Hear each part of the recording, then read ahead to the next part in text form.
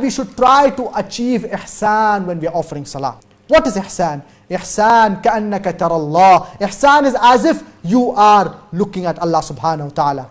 فَإِن لَمْ تَكُنْ تَرَاهُ فَإِنَّهُ يَرَاكَ. If you cannot achieve this, then at least think that He is keeping an eye on you.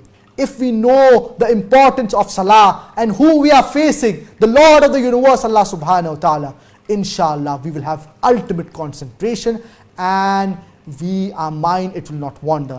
And that reminds me of a Sahaba who was offering his salah, and there was an arrow that was stuck in his leg, and this arrow was removed while he was offering salah, and he hardly felt any pain, and he preferred this arrow be removed while he is offering his salah, because he had so much concentration in his salah that he would not realize the pain, whereas if he was not offering salah, he would feel the pain. This was the level of concentration that the Sahaba had while they were offering salah.